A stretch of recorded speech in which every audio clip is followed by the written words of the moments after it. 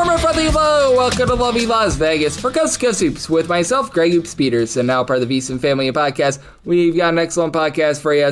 We're going to be joined in segment number 2 by one of our good friends, Ryan McIntyre. He does such excellent work over at the Sports Gambling Podcast Network, taking a look at this great game that we all know and love of college basketball. We're going to be chatting it up with them about what we've all seen here in the last few weeks in the transfer portal. Additionally, we're going to be talking with them about the fact that it just feels like it's been a little bit of a rough offseason thus far here for Kentucky. We're going to be addressing that. We're going to be talking about the fact that Tyran Stokes goes on over to Kansas, some of the teams that he's feeling bullish/bearish on with regards to the offseason, and if time allows, we're going to address the fact that we're probably getting 76 teams in the NCAA Tournament this upcoming season, and I think that he probably echoes my sentiments in which it's not great. So we've got that going on, but it is always great to be able to get Ryan aboard. In the final segment, I'm going to give you guys a recap of the news and notes that we saw in college basketball over the last 24 hours, and if you do have a question, comment, segment idea, whatever for this podcast, you do have one or two ways we'll fire those in. First one is my Twitter/X timeline at Judit_81. Keep in mind, letters EM, maybe does not matter. So, as per usual, please do send these into the timeline. The other way is find an Apple Podcast review. If you rate this podcast 5 stars, it's very much appreciated. From there, you're able to fire in whatever you'd like to hear on this podcast via that 5-star review. And I do beg with you, I do plead with you, please send in these Twitter/X questions because we've got ourselves like 180 days remaining here in the off season, so that'll help things fly by just a little bit faster. But that said, it has been flying by in terms of the guys that have been coming off the board. Tyran Stokes was one of the main guys that was still remaining, obviously, on Tuesday. He signs with Kansas, and now if you're a team that is right now waiting for some of these guys to come on the board, you're right now hoping that and praying that 5-5 gets passed. Like right now for Kentucky, they've done a nice job in terms of adding a lot of role players, but I don't think that I'm going out here on a limb to say they are hoping and praying that they're able to go to take a way back, because right now they don't have that star player on the roster. If you're LSU, you need anything. Like, they've got, I've said it on the podcast a few times, and I'll say it again, Mohamed Diabate looks down at screen. They also have Mohamed Diabate. Did I mention that they've got Mohamed Diabate? Oh, yes, and I almost forgot. They also have Mohamed Diabate. Like, right now, that is exactly what they've got. It's not great, to say the least, what is happening over there, so we shall see if they're going to be able to get on the board for even a little bit more, but that has been a really rough offseason for them. But now you are seeing a lot of these, shall we say, teams that maybe they weren't able to get their pick of the litter at first, but now they're going to be able to get on the board with some signings. These mid-major teams are really starting to sign some of the, shall we say, top guys that are remaining in the portal. I'll be recapping those notes in the final segment, but there are still some quality players that, they're probably just not going to be cutting it at the Power Conference level, like a Kamari Gregory going on over to Indiana State. He was a solid player over at USC Upstate. Would he legitimately be able to make any sort of an impact at a Power Conference school? No, but for Indiana State, that's a relatively good ad for them. We saw UNLV get on the board on Thursday. Being able to add Tanner Thomas, by the way, that was actually a really, really good ad for them. So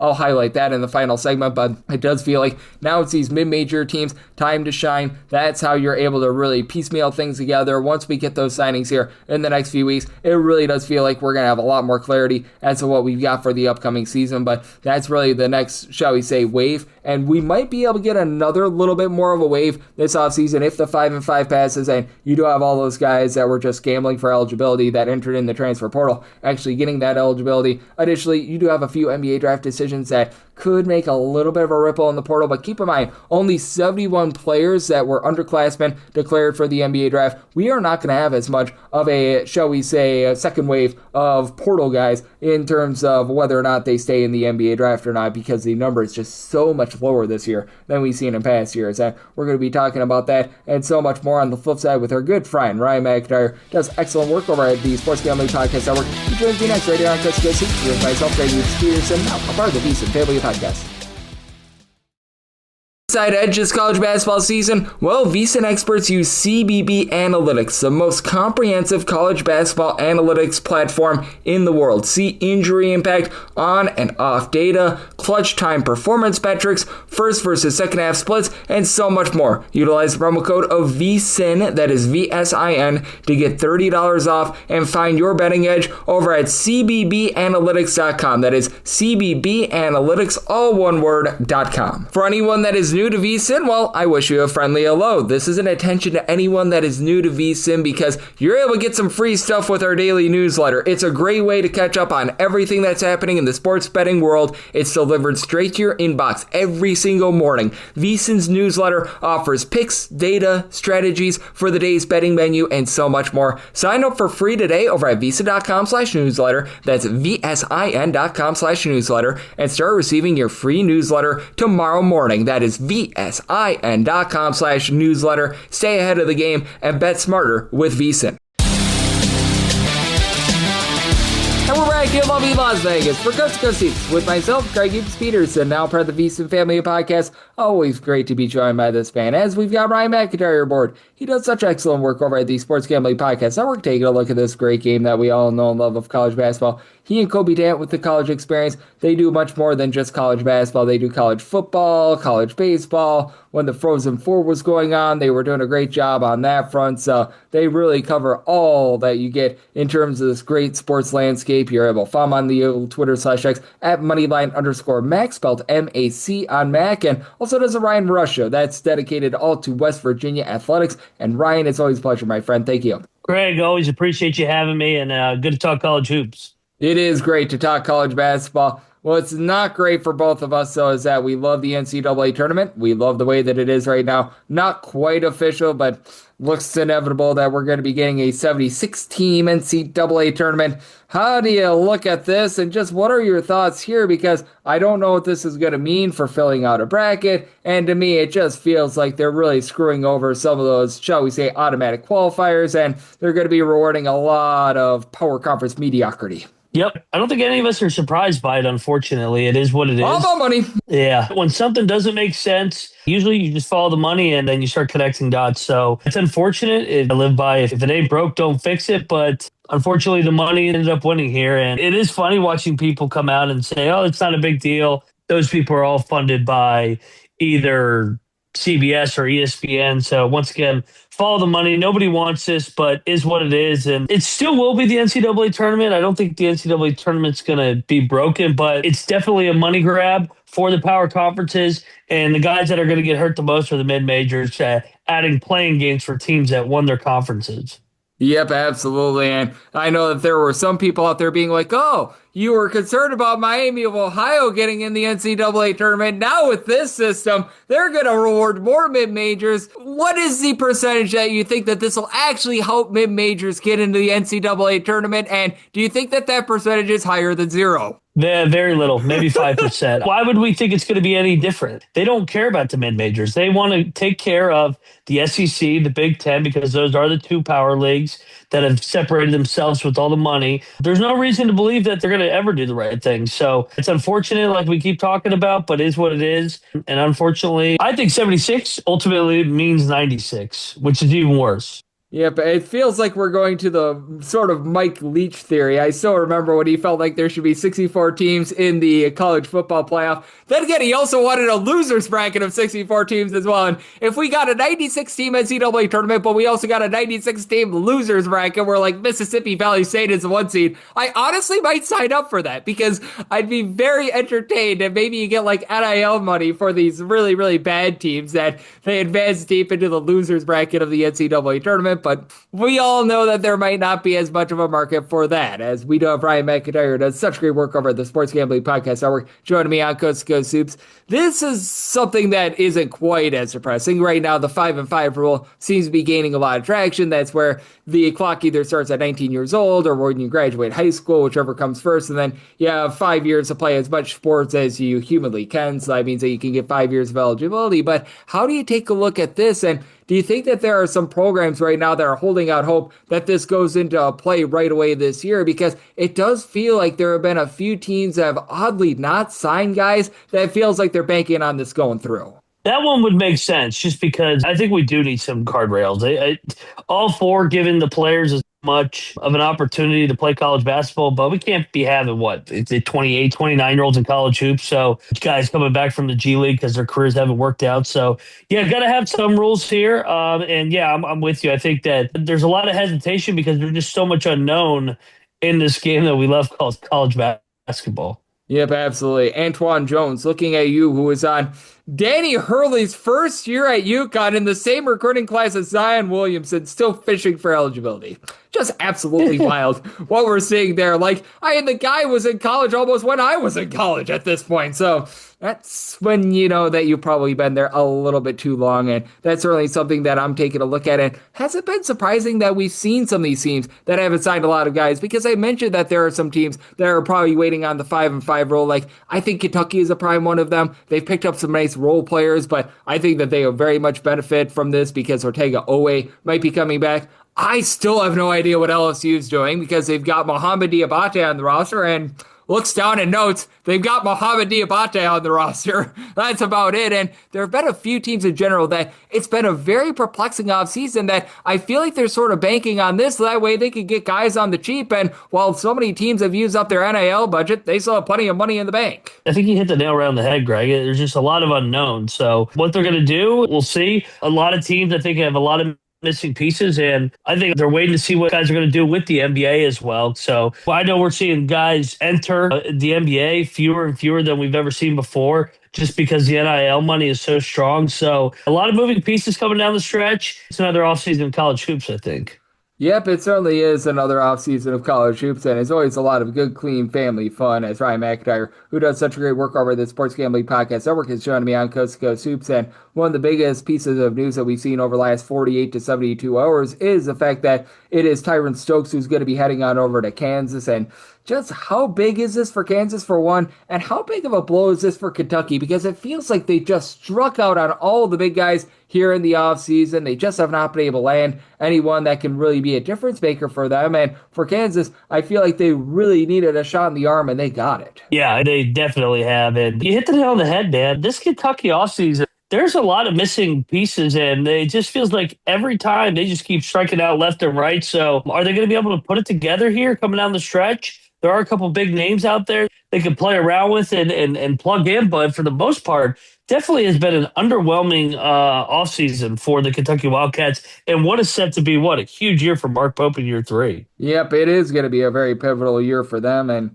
right now it's not getting off to the world's greatest start, so we'll see if they're going to be able to sign a few guys, because, boy, they need to at this point, as we've got Ryan McIntyre, who's doing such great work over at the Sports Gambling Podcast Network, trying to be on Coast to Coast Hoops, and certainly that's been an issue for Kentucky, not necessarily signing a lot of guys. I mentioned LSU. I think that that's one of the biggest of them as well, but is there maybe another team or two that the offseason has just been strange for them? Maybe it's not like the world's worst or anything like that, but maybe we're just expecting a little bit more. That's a good question. I know a lot of people are jumping on the Indiana wagon. I think they could be this year's Kentucky, where everybody's just going to hype them up because they spent a lot of money in the portal. But we've seen this now in a couple different years now, where just because you spend a boatload of money doesn't mean the pieces are automatically going to fit together. So yes, Indiana came out swinging in year 2 of the DeVries era. Interested to see how those pieces mesh there in Bloomington. Yep, I am as well. I think that for Indiana, it's very clear that they needed a little bit of a change. Maybe they've gone a little bit too far with regards to those changes as well. So I'm going to be very curious to see what they're going to be able to do moving forward. And additionally, it's going to be very curious to see what these teams in terms of the returning players are going to be able to as well. Because you mentioned it in passing that we're going to have maybe a little bit of a, shall we say, second wave in the transfer portal, but it's not going to be as big as it has been in past years with these NBA draft decisions. The 71 players that declared, that's the lowest that we've seen in darn near 2 decades, since 2003. And who do you think really is going to be a team that benefits the most from this? Because obviously Florida bringing back Thomas Haw, that's a big one. Duke was able to bring back quite a few guys. And I do think that in general, a lot of these teams that were in the top 10 last year, I think we're going to see them right back there this year because they're bringing back so many of those guys. I think a team like UConn and Houston, and heck, even Iowa State, they're able to bring back some of these guys as well and fit what's been so good with their culture. So those are the teams that I know are well coached year in and year out, that kind of, even though you're turning over your roster a lot, throw Michigan State in there as well. I think with these new rules, this new wave, I think retention is huge. Yep, I think so as well. And there have been some teams that have done a great job in terms of retention. We just mentioned a few of them. And is there maybe a team or two that we have not mentioned here on this chat thus far that you do feel like has really put it together in the offseason? Maybe they returned a few guys from a season ago. Maybe they just made a few signings here over the last few days that you really feel like are getting it right here in the offseason. I look at the Big East. I like what I see from UConn once again, mainly because of retention. Their culture's as good as anybody. Going to 3 out of 4 national championships. I know they got the injury, which kind of was crazy. Just that Ball played on that injury and coming down the stretch or got injured in the national championship. And it's so serious that he's already ruled out for next year.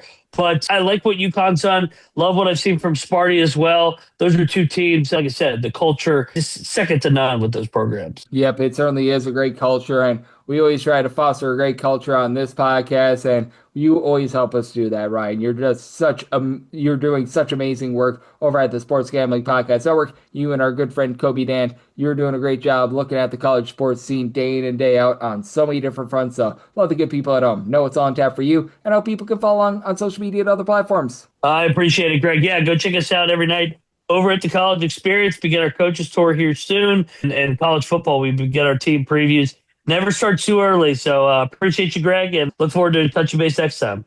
Absolutely. It is always great to be looking at the sport of college basketball. That's why this podcast is going on all 12 months out of the year. And every single time Ryan joins me on such great insight. So big thanks to Ryan McIntyre for joining me on Coast to Coast Superstar, part of the Beast and Family Podcast. Up next, I give you a recap of the news and nothing you've seen in college basketball over the last 24 hours.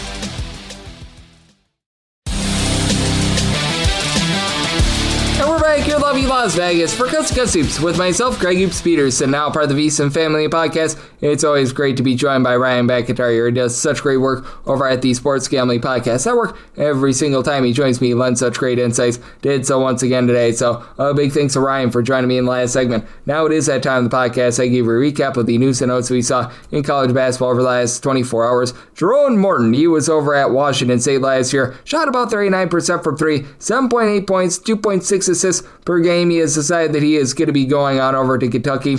Kentucky's doing a really good job of getting role players. They really don't have that main guy, in my opinion. I know that some people may disagree with me on Zoom Diallo, but still, I mean, they do have plenty of guys that can put the ball in the bucket, like Alex Wilkins is a solid player. Now they get a little bit more three-point shooting. They bring in the international man of mystery and Endai. Like, it feels like they've got okay players. I just don't know how it's going to come together, especially out there in the SEC. Now, Vanderbilt has taken a step down. That's a little bit of an issue for them. And I do have to mention this as well. Tyler Harris, one of those guys that was on the Vanderbilt Commodores last year. He was averaging about 5.5 points per contest. Really had a nice year 2 years ago when he was over at Washington. When he was playing for Washington during the 2024-25 season, he was able to put up at a power conference level 12 points per game. He shot 49.5% from three-point range. That is a massive gift for UNLV, and I actually like what UNLV has been doing here in the offseason, but getting back to Kentucky, I still think that it's very fair to have some question marks with them right now. They clearly need that star player. I'm thinking that they're banking on the 5-and-5 role passing because that'll give them back Ortega Owe. I think that that's their best hope of being able to fill that, because right now, a lot of guys that could be a very solid number 3, number 4 in a good situation. Really don't see that number 1 as of right now. A little bit of an international man of mystery situation here. Marko Radunjic, hopefully I got that correct. He was averaging only about 2 points, 2 rebounds per game. He was over at Boston College this last year as a 6'6", a little bit of a combo player. He's decided that he's going to be going on over to Fairfield. The Boston College Fairfield connection is very strong because for Boston College, they're actually getting in Brandon Benjamin, and for Fairfield, it's been a relatively okay last few seasons for them. I felt like they had a good year last year, but they do lose so much of that roster from a season ago. They haven't really been able to replace it with too much of anything. This is a good ad for them. They also are going to be bringing in Kadir Martin. He was a shot blocker over at Mercier, so right now they're looking for some backcourt play, but they are getting things covered a little bit more down low, so that's good to see for them. Josh Holloway, he was playing over at Texas A&M this last season. He's decided that he is going to be heading on over to Memphis, and Memphis has actually had a nice few days here in the transfer portal. I really thought it was big that they brought in the Northwestern transfer who should be able to do a nice job running the point in Jaden Reed. Rehard Varvers is a nice three-point shooter as well, and I think that that's okay because Memphis' big issue under Penny Hardaway has always been taking care of the ball. They always just mire themselves in turnovers, and Holloway, he began his career over at Sam Amford. This past year, he saw an okay role over at Texas A&M, so he's been in the Bucky McMillan system each of the last 3 years. 4.5 points. He shot 40% from three, but it was on low volume. He's more of a career 30% three-point shooter, guy that's able to dole it out a little bit over 2 assists per game, and he's a native of the state of Tennessee, and he went to high school out there in Tennessee, so I do think that he's more of a depth piece for this team rather than anything else, but it's a solid depth piece for them. And then, great name here, Kamani Gregory. He was playing last year over at USC Upstate. He's decided that he is going to be heading on over to Indiana State, and I think that this is a good ad for them. For Gregory, he was last season able to do a solid job for the team, and I do think that he's going to be able to step up right away and help out a team that was not necessarily great with regards to their defense. That's not to say that USC Upstate was world beaters or anything like that, but I mean, he's a very versatile piece. 15.5 points, 3 assists per game, guy that shot about 33% from three, was able to generate a little bit over a steal per contest. Indiana State is going to need to do a better job in terms of taking care of the ball, by the way, and for USC Upstate, they did have some issues there, but they're also adding in there McGuire Mitchell, who is over at IU Indy. He's able to play an up-tempo system. Michi White was a guy that was part of an Eastern Illinois team that did a good job in terms of generating turnovers. Joe Chappelle should be all about down low. So Indiana State has been landing some relatively solid pieces. So you do like to see that. Xavier Abreu, he last season was over at Northeastern. He has decided that he's heading on over to College of Charleston. Again, with some of these mid-majors, it was a little bit slow going for them. Now they're getting on the board with some nice ads, and Charleston has been great this offseason, in my opinion. You do lose the Mac attack and Chris Mack, but replacing him with John Gross, I don't think that that's any sort of downgrade whatsoever. Eli Ellis was a solid player over at South Carolina. He comes over. Ben Bradford was the top scorer over at Charlotte. Max Green was a nice ancillary piece over at Northwestern. Braden Pierce really didn't see any minutes over there for Villanova, but still, he's a 7-footer that's got a little bit of upside, and now you get this ad, and for Abreu, he was solid last year over at Northeastern, and one of the few guys who could say out there on the floor, 12.5 points. Not a guy that's really going to give you a lot of rebounding or anything like that, but still, he should be able to help out this offense. He's a little bit more of, shall we say, a go-to scorer, not necessarily too much of a distributor, so having someone like an Ellis at his disposal is maybe not necessarily the world's greatest scorer, but as a guy that's able to dole it out, I think that's going to work really well with him. I think that these pieces are all going to be able to mesh, and we saw with John Gross, he really cranked up his tempo last few seasons when he was over at Akron, and I would expect him to do the very same here out here in the Coastal Conference. Asa Thomas, he last season was a really nice player over at Furman. 12 points per game, shot 38% from 3-point range. A 6'8", little bit of a do-it-all combo player. Began his career actually at Clemson. He's decided that he's going to be going to UIC, aka Illinois Chicago, and I think that this is a good ad for Illinois Chicago. It's been a little bit slow going for them in the portal here as well, like it has been for many of these mid-major teams, but being able to get on the board with someone like this, I think it's going to be very big for them. We'll see what else the Flames are going to be able to do moving forward, because under Rob Hassan last season, they had themselves a really nice year. A team that was able to do a tremendous job being able to hit the boards, being able to give themselves a lot of second and third chances. They weren't necessarily a great three-point shooting team. Now they've got a little bit more three-point shooting. He joins Lucas Scroggins, who is a nice center over at St. Peter's. Not a guy that's going to give you a lot of scoring, but is a guy that's going to be able to help the team clean up the boards once again. Gabe Cupps was always a gritty guy when he was over at Ohio State, but began his career, I believe, over at Indiana as well. Not a guy that was necessarily giving you a lot of scoring or anything like that, but can dole out the ball. Now you've got a little bit more of a go-to scorer, so things are really coming together for UIC. Love this move for them. And then you've got Kieran Mullen. He was over at Pittsburgh this last season. He's decided that he's going to be joining Florida Atlantic's roster, and we've seen it with Florida Atlantic a few different times, being able to add some of these guys that maybe they didn't see great production at the power conference level. They go down a level and they're able to find it, and Mullen is a little bit of an upside guy. He was going to high school out there in Canada, only saw about a point and a rebound per game as a true 7-footer. I highly doubt that he's going to be some versatile three-point shooter, but there is a little bit of three-point shooting in his game, and for Florida Atlantic, this is a bunch that was very strong down low. They lose so many of those top guys from a season ago because that was one of the better rebounding teams outside the power conference level out there in all of college basketball, and they are going to be returning their main man from a season ago. They do have Cannon Carlisle, who was averaging 14 points per game back. Now, losing Devin Vanderpool, that really hurts his team, but all in all, Florida Atlantic has been able to make the most out of that situation, and for Florida Atlantic, they are still going to be a team that's going to be relatively strong in the glass. Do have to have a few question marks with regards to what you're going to be able to get from three-point range with this team, but Florida Atlantic has done a great job in terms of adding here in the transfer portal. Braden Speed was a double-figure scorer over at Loyola, Maryland. You've got Jelani Hamilton, who was able to fill it up over at Georgia State. Josh Harris is a nice upside piece from Indiana. So they've brought in a few guys that were at the power conference level that didn't see minutes, and then a few primary scorers as well. So really good way in terms of being able to mix and match. Jimma James, that's an interesting name. He was playing over at Queens NC this last season. He has decided that he is going to be heading on over to Southern. For a lot of these HBCUs, it's been a little bit slow going for them. Jackson State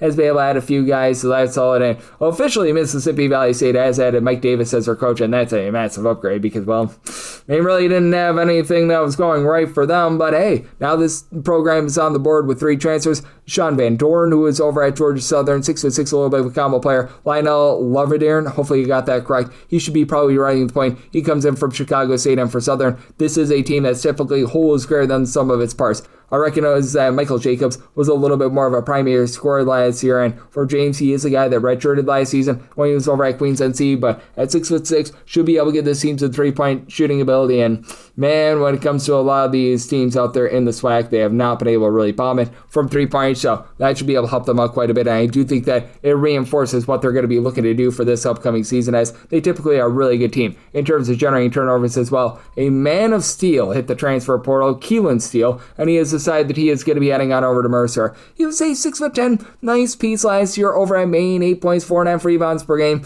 Maine really didn't grab a lot of rebounds, so he was one of the few guys doing that, but for Bowling Green, it just feels like they've got, once again, a nice collective for Todd Simon. His teams typically are good in terms of being able to generate turnovers, being able to be gritty with regards to their defense. Last year, they were very good in terms of generating turnovers, but still, they were a team that was solid in terms of hitting the glass. Maybe not an amazing three-point shooting team, but they were a good enough three-point shooting team. Now they had in there a 7-footer in Christ Adesunko as well. He's going to be your main man down low. Kellen Steele's probably a little bit more insurance for that. Juan Cranford was a guy over at Eastern Kentucky that typically they generate a lot of turnovers.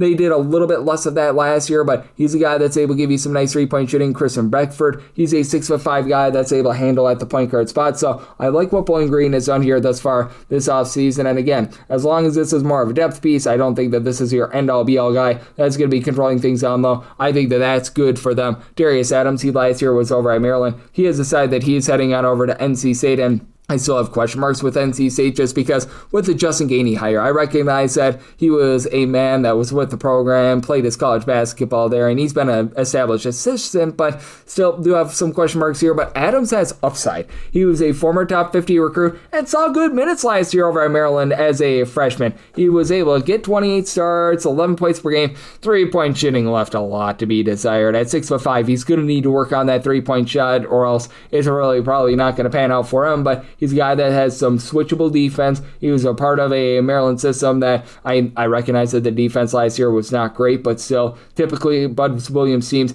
they do play good, tough defense in practice and everything like that, so he went through those sorts of wars, and for NC State, they're really starting to build themselves a nice roster. Kyle Evans was a good shot blocker last season over at UC Irvine. Preston Eatman was a nice number 2 scorer over at Hofstra. Christian Hammond, he was a nice double-figure scorer over at Santa Clara. RJ Keene, that's really not going to give you too much, but Emil Yeho, nice three-point shooter over at Washington State. Do I think that they're going to be making the NCAA tournament with this roster? No. Do I think that they've done a good job in terms of adding some guys? Absolutely. And then you've got Caleb Smith. He was last year over at Rider. He was averaging 7.7 rebounds per game. He's right around about 6'6" or so. He has decided that he is going to be adding to CSUN, aka Cal State Northridge. This is a solid add for them. Rider had an absolutely terrible season last year. The one thing that they did an okay job of was being able to hit the glass. He should be able to fit this system for CSUN when they've been at their best. They have been a team that's been able to do a good job in terms of hitting the boards. Now, Smith has absolutely no three-point shooting ability whatsoever, but you bring in Makai Balu, who's over at Portland. He's a guy that should be able to stretch a floor, hit a few threes. Same for Brooklyn Nix,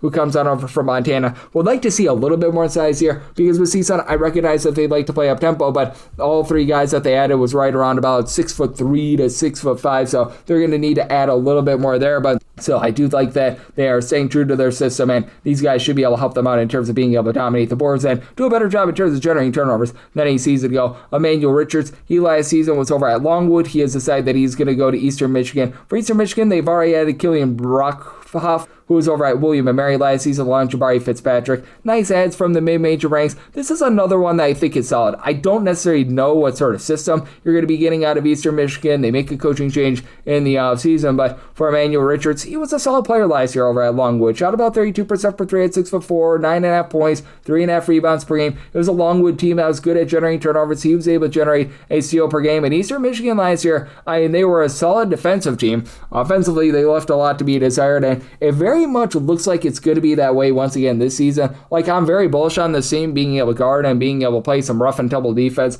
I don't necessarily know what you're going to get on offense, but I do think that it's going to be a team that once again is going to be just a little bit of a pest to play in general. For Tarleton State, they've always been based around being able to generate turnovers, and it looks like they're going to be keeping that, even though they do move on in the offseason for Billy Gillespie and TJ Cope. He's the latest one to be able to add to this roster. He was over at New Orleans last season. They ink him. They've already got Caleb Blackwell coming over from UTEP, another team that does a great job in terms of generating turnovers. Love the add of 6'8" Isaac Harrell, who was over at Elon, Fronic, Emu. He was a part of a Texas State team that also did a solid job in terms of generating turnovers. Now you've got a guy in TJ Cope that recognize that he wasn't necessarily like lighting the world on fire or anything over there at New Orleans, but still, I think that he's going to do a nice job in terms of being able to fit this system. It was a New Orleans team that they themselves didn't necessarily do the world's greatest job in terms of generating turnovers, but Cope is a 6'7" guy that's going to be able to give this team stretchability. He was able to add in there about 8.5 points, 3 rebounds per game, had pretty active hands from everything that I saw part-time starters.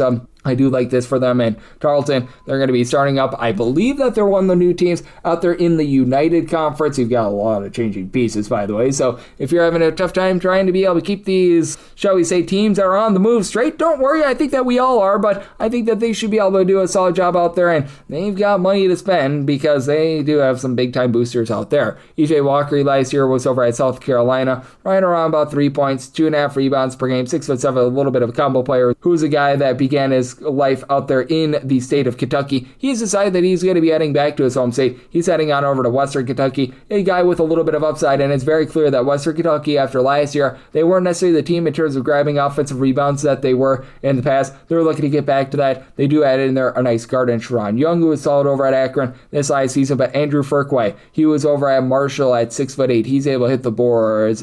Derek Arkins Ford, he comes on over from Jacksonville State at 6'9". He's another guy that's able to hit the board. So it's very clear that this team, maybe they're not going to be an amazing three-point shooting team or anything like that, but they are very much going to be looking to dominate the glass once again. And I think that they've taken nice steps in terms of being able to do so. Felipe Patino, he was over at Southern Miss this last season, didn't really see a lot of minutes, 1.5 points per game. He has decided that he is going to be heading on over to Sono. For Sono, they do lose a lot of the good three-point shooting that they had from the season ago. Now for Sono, they just got absolutely dominated in terms of turnovers, and comes from a Southern Miss team that they themselves were not great with their three-point shooting. They were a pretty solid defensive team. They were a pretty good team on the glass. You should be able to bring that over. And for Sono, they made a few nice adds here in the last few days. Devin Arlington recognized they didn't see a big role over at Yale, but whenever he saw minutes, he was pretty solid. Ewan Steele, he had 6'8", comes over from Idaho. Amari Allen at 6'7" from Maine. Like, these are solid pieces right here. We're going to see how it comes together, but Sono was one of the better teams on the glass out there in an NEC, in which typically it's just really rough for a lot of those teams. So, like what they're doing here, and I do think that this is another solid pickup for them. Campbell is going to be adding Deveas Butka. He was nice last year over at Campbell. 14 points, 8.5 boards, 2.5 assists, 1.3 steals per game. One thing that he really doesn't do is pop it from three, but for Boise State year in and year out, this is one of the best defensive rebounding teams in all of college basketball. They were able to be that once again this year, but their interior, like, two-point shooting defense was leaving a little bit of something to be desired. It just felt like with Dylan Andrews in the fold that things were a little bit lackluster, and now they're just doubling down on size. They're bringing in along Jacarius Stanback, who was a nice shot blocker over at Alabama State, but was very raw. Murray Wheeler Thomas, double-figure scorer from North Dakota State. He should be able to help fortify the backcourt as well. So some pretty solid adds being made here from Boise State. Again, I still have a few question marks with them, but I do think that they get back to prominence and they get back to being the team that we expect, because last year that was just a very, very, shall we say, herky-jerky team that you just expected a little bit more from. And for Oregon, last few seasons, you just expected a little bit more from them, and they are looking to get back to promise as They're bringing in the Payne train, Fred Payne, who last season he was over at Boston College. Recognized Boston College did not have the world's greatest year, but he was the primary scorer for the team. He was averaging 16 points, 4 boards, 2.5 assists per game. He has decided that he is going to be going on over to Oregon, and for Payne, he was one of the few guys that actually shot above 30% for three. It doesn't sound like much at 31.5%, but for Boston College standards last year, that was actually pretty good. And for Oregon, I really like the fact that they're stepping up, spending a little bit more money than they have in the past few offseason. Taylor Bobowen at 6'10" is going to be able to hit the boards. He's a guy that is also capable of being able to pop it from three. Farrell Compton is more of a defensive stopper. Andrew Meadow, though, double-figure scorer from the Mountain West Conference. WCC standout Tyrone Riley comes over from San Francisco. Jasper Johnson didn't see the minutes that you'd expect over at Kentucky, but he's a former top 35 recruit, so I do think that they've done a nice job adding here. Now, you're going to probably need Jasper Johnson to be that main point guard. I just don't think that Jerry Easter is that at 6'5". I think that he plays a little bit more off the ball, but still, I think that some good adds have been made, and I do like what they're doing here. Appalachian State is always a team that's built around really good, strong defense. The offense typically leaves a little bit of something to be desired. Now they add in there a player from Kansas and Corbin Allen. Now, if you're wondering who that Corbin Allen is, yeah, he didn't see a lot of minutes for Kansas, but still, being able to add someone from Kansas, if you're Appalachian State, you'll certainly take that. Justin Kern, in general, just does a great job with this program. Now, the big thing for Appalachian State is that they have to be better at the free throw line. 365 Division I teams, they were 365th, and for Corbin Allen, he was one of those more sub-top 100 recruits. He was a redshirt last season over at Kansas, so he didn't come in with the fanfare of a lot of other players from Kansas, but still, being able to have a guy that was around the program that's big. And they also bring in Herman Coffey, who was a solid three-point shooter, was a part of a Stone Hill team that they were also playing some pretty solid defense. So I like these two adds for them. Want to see them pick up a little bit more size as they do lose some of the big men from a season ago, but still, I do think that they've done a good job with these two guys. We'll see what else they're going to be able to get moving forward. You've got Bryce Schofield, who was over at Cal State Fullerton last year. Solid player for them. 10 points, 4.5 boards, 2.5 assists per game. He is going to be staying within the state, and he's going to be actually staying within the California system as he's becoming a meep roadrunner with Cal State Bakersfield. I mean, boy, was last year absolutely terrible for Cal State Bakersfield. Everyone knows this. This is their first ad up there on the board. We'll see what Cal Bakersfield is going to be able to do because they lose their coach prior to the start of the season. You had the pimp situation going on. Like, I'm not even kidding here. That's all I'm going to leave it at. You can look up as you'd like with regards to what all happened there, but that was not great to say the least, and it completely derailed the program. Now they're looking to a little bit of a just breath of fresh life as they've got Todd Lee, who's now taking over as their coach. He used to be over at South Dakota. I know that he spent some time under Eric Musselman over at Arkansas along with USC, so they are hoping and praying that they're going to be able to develop there. Right now, this is a team that just doesn't have a lot of a roster in general, so this is a good starting spot for them. They're going to need to get a whole heck of a lot more, but hey, they are looking to be able to, I wish I could put it any other way, rise from the ashes, because that's how bad it was this last season, and this school is looking to be able to rise up a little bit more, as well as Robert Morris. 2 years ago, made the NCAA Tournament, missed out on it last year, and now they're going to be looking to get back in. I like this ad for them. Jalik Dunkley, he was over at Nichols last season. He has decided that he is committing with the program, and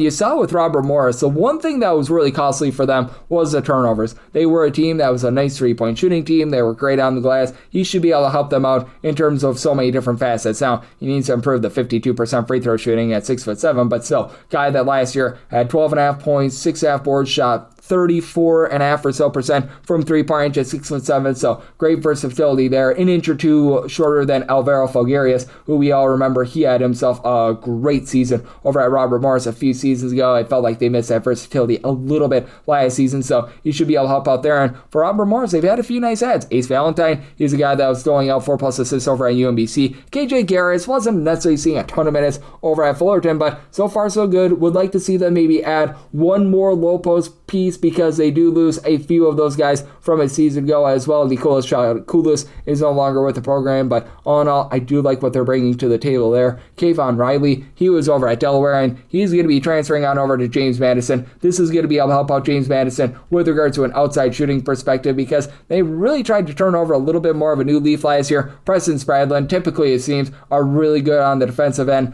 They just did not generate any turnovers whatsoever last season. They bring in Gage Lattimore, who's going to be able to help out with that. Jacob Hogreth was a part of a Gardner-Webb team that was absolutely terrible, but he was able to give the team 7+ rebounds per game. I like Garrett Sandra, KJ Wyndham coming on over from the Midwest from Power Conference School. Sandra from Notre Dame, KJ Wyndham, he was over at Northwestern this last season. And for Riley, when he was fully healthy 2 seasons ago, he was averaging 12.5 points per game, shot 35% from three as a career, 37.8% three-point shooter. Played 1 game last season. He had a season cut short due to injury, so you have to have a little bit of question mark as to what he's going to be able to bring to the table. But when he was over at Delaware the last 2 full seasons, was averaging about 1.3 steals per game, so he's got some active hands to be able to help out there. So I do like this ad for them, and hopefully you're liking the fact that we're adding new podcasts every single day here on Coast to Coast Hoops. It's a long off season, but with 365, soon to be 366 Division I teams, it's a labor of love to get you guys set for what is going to be the best college basketball season ever. And if you do like hearing from this fine podcast, Coast to Coast Hoops,